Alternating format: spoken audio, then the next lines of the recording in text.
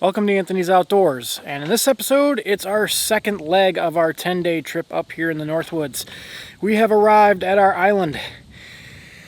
We have set up camp and we are preparing to go out and start marking some locations to fish for muskies here in a little bit.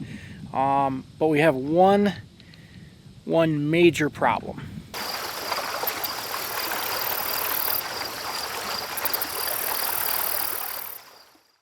The lake, or flowage I should say, is over 6 foot down from normal pool level.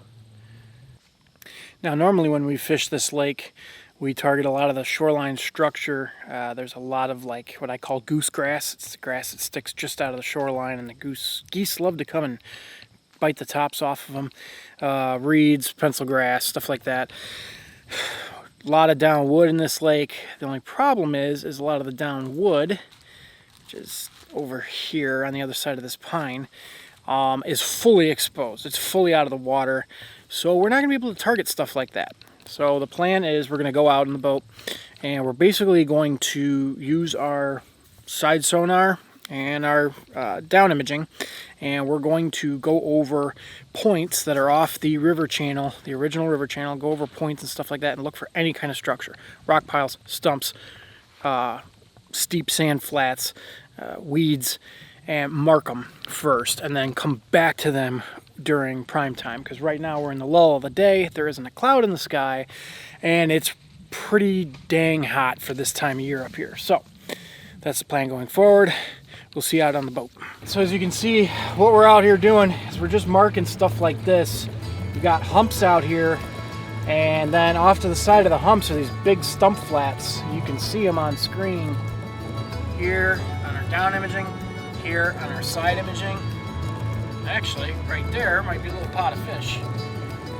Probably walleyes or crappies, but this is kind of the stuff we're looking for right now, given that most of the shoreline structure is gone. So we got to find the deep structure, and we're fishing in a section of the lake we've never fished before, so it's always something you want to do. Go out, scout some new spots, mark them on your map. You got your paper map with you, mark them on there, and then return later during the prime time of the evening, because right now we're in the lull of the day, full blast sun, and fishing's gonna suck no matter what we do. So it's best to scout out locations while we can.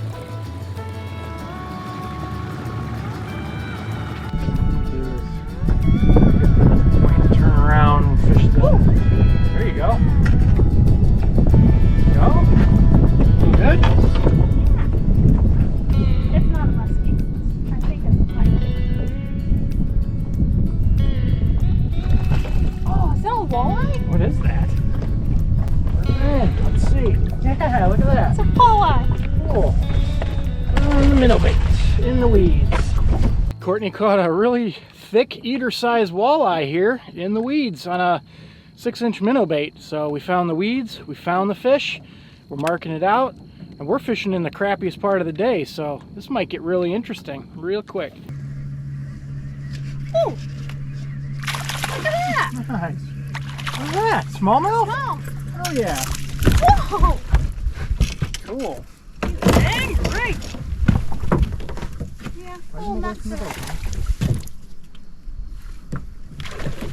Not ready yet. There we go. Nice. All right, this is truly turning into a multi-species mission. We're on that same weed bed on the inside, and Courtney just landed a decent smallie. Oh yeah. Thanks. Oh. Bye, Fishy. Nice job. After marking out the weed bed, we'd go in for an early dinner, then pick up right where we left off. Going with the... Oh, you could have asked me to grab it for you. Oh, there we go. Dropped your fish catching. You needed the net? Yeah. It's a nicer one, but... Ooh. Healthy looking. Hit hard. Thick. Hit hard. Well, not the biggest pike in the world, but fun when you haven't been catching crap all week. So I've been struggling, so this is a nice sight to see. Hopefully we can get into some bigger ones and find Mama Muskie that's living in this weed bed.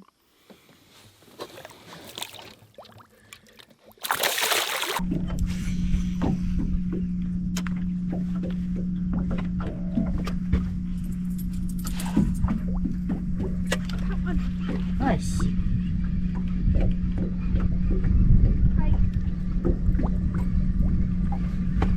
Man, that hit hard. Very aggressive.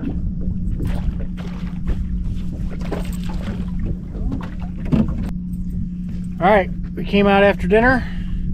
Courtney caught her first pike. It looks like it's had a bigger fish attached to it. After catching a half-dozen pike, I switched to a topwater to see if I could call up a muskie from the weed bed before dark. But to no avail.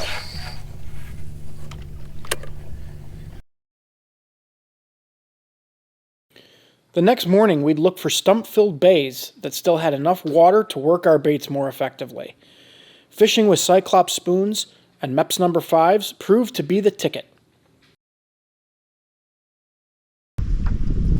Oh, there you go. Thanks. Hey.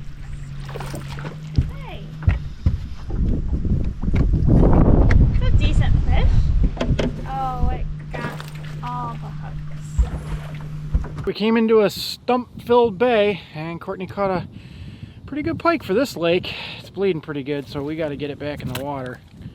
But yeah, inhaled her hooks.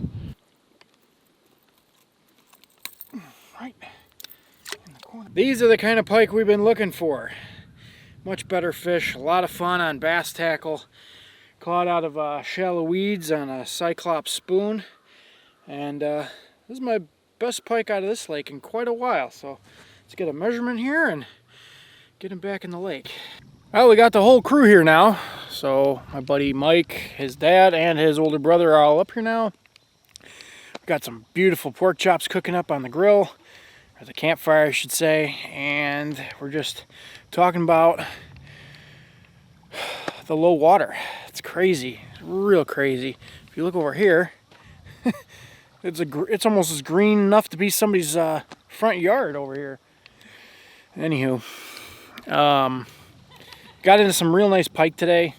Again, they were in really shallow, stump-filled bays. Basically, structure that is just adjacent to this shallow water stuff. So normally, we'd be pitching baits up into like the shoreline grass and stuff like that, and the shoreline wood. And obviously can't do that. So we've just stepped it out a little bit. Still fishing super shallow. And that seems to be working. So we got a 28-inch pike and a 26-inch pike, and then another dozen more hammer handles or so. So they also got a good couple pike. They were fishing on the south end of the lake, and we might go there after dinner. But the weather is changing. We got storms rolling in, and the wind has already shifted. It was out of the south this morning. Now it's out of the northwest. It's cooled off a little bit. So that's going to change things for us, I think, going forward. The fishing is going to get a little tougher. Going to have to slow down our presentation, and we should still be able to put fish in the boat. Holy crap. Take that one over. It's a never ending. I'm assuming this was the Costco pack.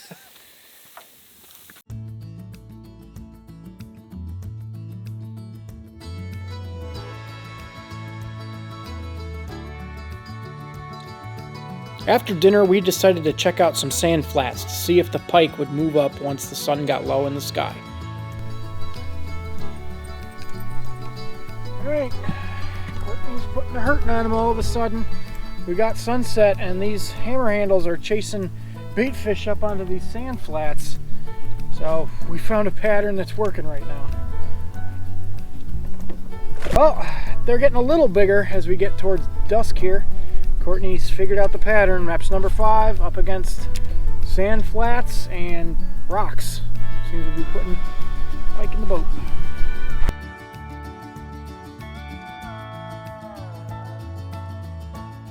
The evening bite would drop off sharply with the incoming windy weather. The following morning, we would wake up to the wind and an urgency to fish main lake spots.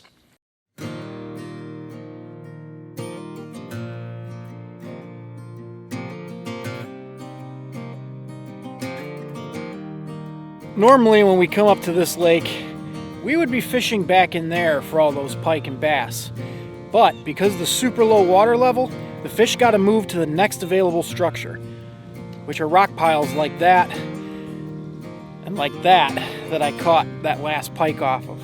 So remember, even if you got really shallow water, just step your boat out, find the next available structure to where you normally would be fishing, and you'll put more fish in your boat.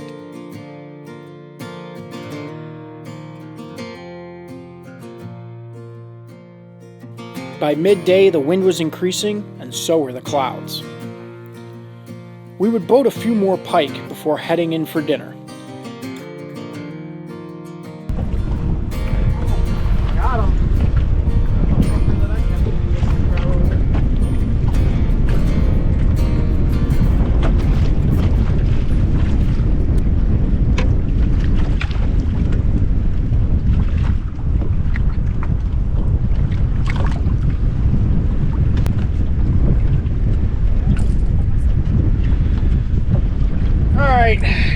Guess the secret's out. Courtney's using a muskie killer. This is the smaller size, but with the bigger hooks on it. And she's putting a hurting on the hammer handles. We've got super windy conditions right now, cloud cover, storms are brewing, pike are biting.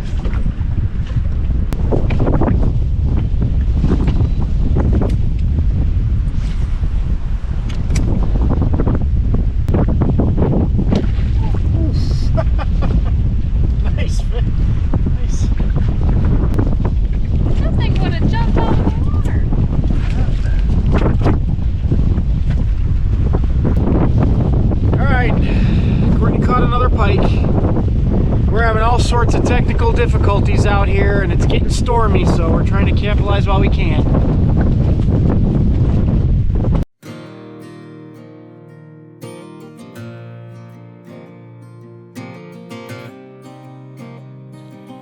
We would boat a few more pike before heading in for dinner. We attempted to go out after, but got quickly chased off the water by a thunderstorm, and stayed in for the rest of the night due to the weather.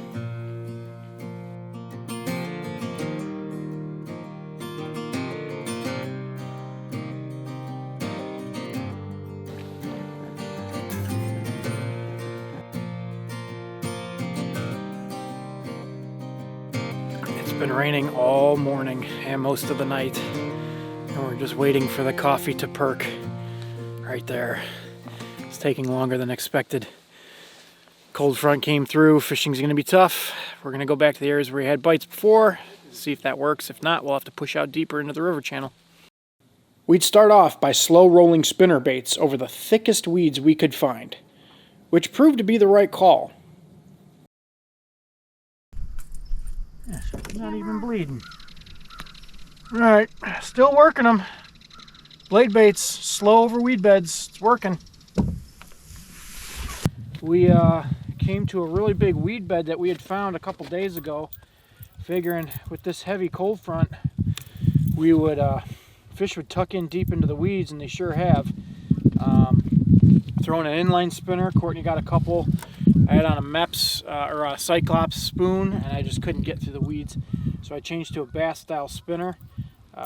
This is probably, well, I don't know what size this is, but the smaller size. Just slow rolling over the top of the weeds, and this pike came in, slurped it right off the surface, and the battle was on. There we go. Thicker, heavier fish, kind of what we're looking for. I mean, I'd love a muskie, but I'll take these all day.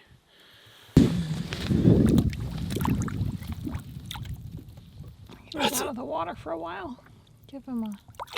So we've been fishing a weed bed that was over on this side of this deep bowl-shaped section of the lake, and Courtney had the idea to let's try the other side. So we did, and we found a little bit deeper weeds, sand flat, and I landed a really nice smallmouth bass. Okay. Yeah, I'll take those all day. Beautiful northern Wisconsin football. Swimming football. 19 and a half. All right, I'll take it. I'll take it all day. Awesome fish. Look at that. Oh yeah.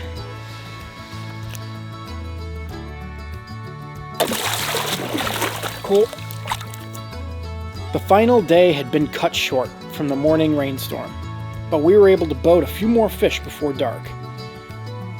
Then it was time to pack up camp and go home. Our 10-day trip had finally come to an end. We had challenging conditions, but that didn't stop us from making memories, having fun, and catching fish. If you like what you saw in this video, hit that like button like a smallmouth hits a topwater. We look forward to our next adventure, and as always, thanks for watching.